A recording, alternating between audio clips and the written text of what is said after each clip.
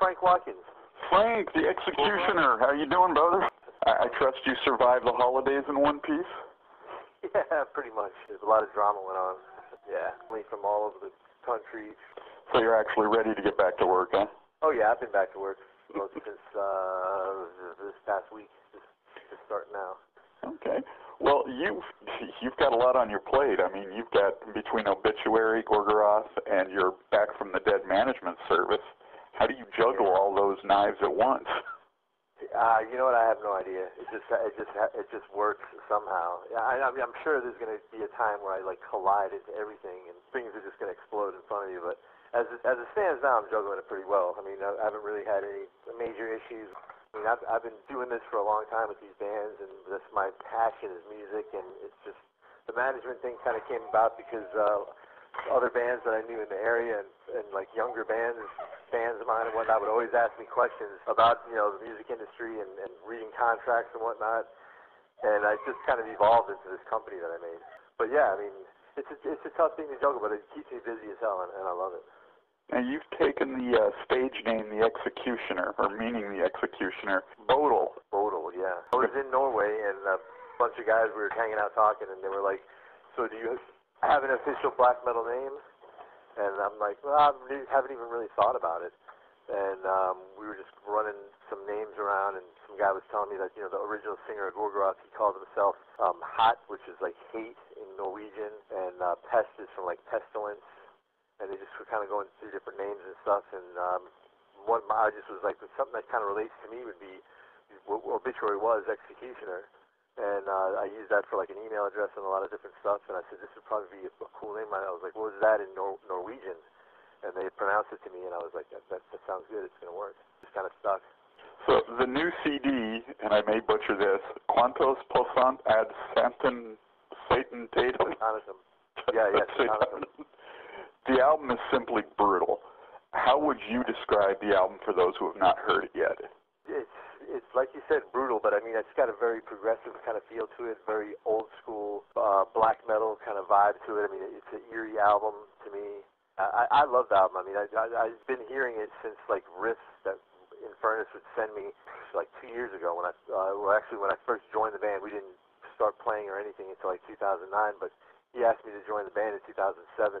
And he would email me riffs here and there, and the riffs, I was just blown away by a lot of the stuff that was in there. And as it slowly came together and became songs, and it just kind of evolved, and then we went into the studio and recorded with the vocals and everything. I mean, it just was like, wow, this just blew me away. So yeah, I mean, I would say it's just like an evil, progressive black metal record, true Norwegian black metal. It seems, upon first listen, like the jail time proved insightful for Infernus. How does the new album compare in your mind to the band's previous albums?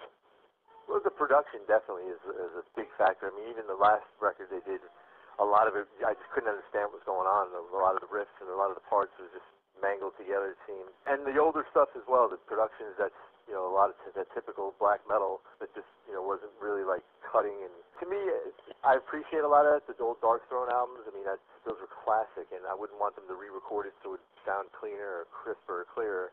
But this album, it just fit right. The songs, the riffs, everything, it just fit right for the way we did it and the way we polished it up and made it sound perfect.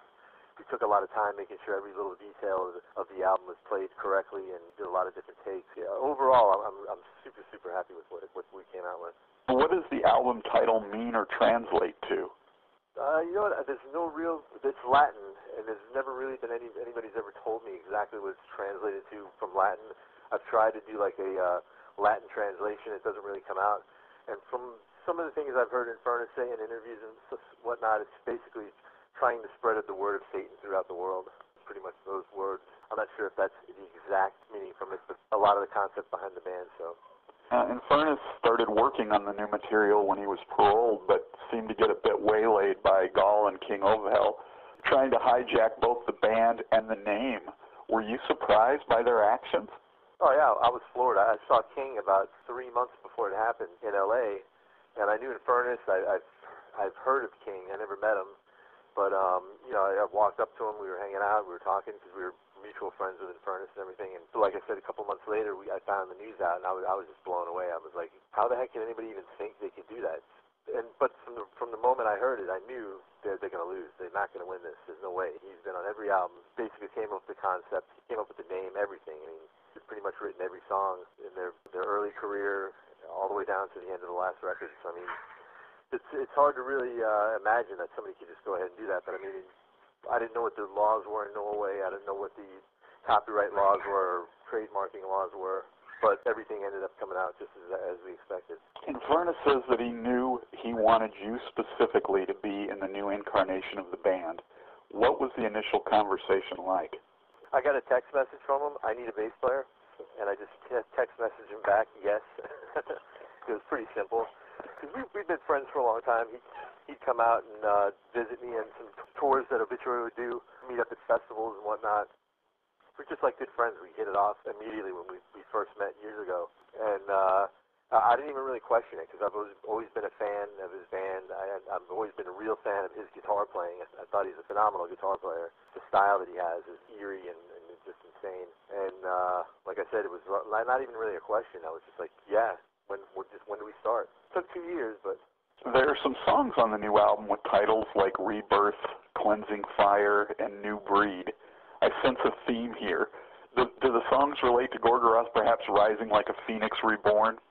Pretty much. I mean, yeah, the rebirth of Gorgoroth. I mean, it's basically saying that the band is just come back out of the grave. You know, I mean, we are a new entity of what may have been in the past, and everything else was kind of built them up and made them pretty much, you know, a pretty popular band at the time.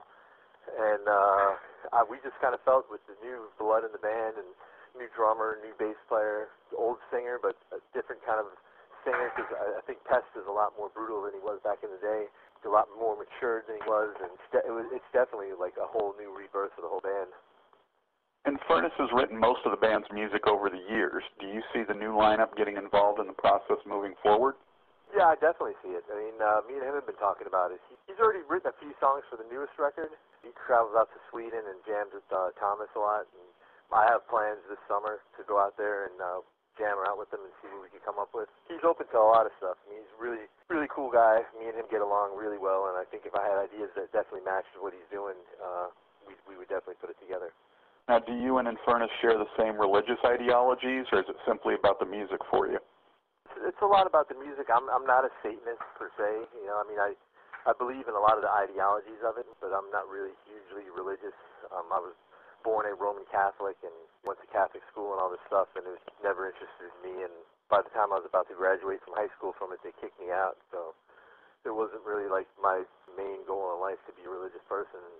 I still am not now. I just basically worship my family and my kids and my wife. Which previous Gorgoroth albums are among your favorites and why?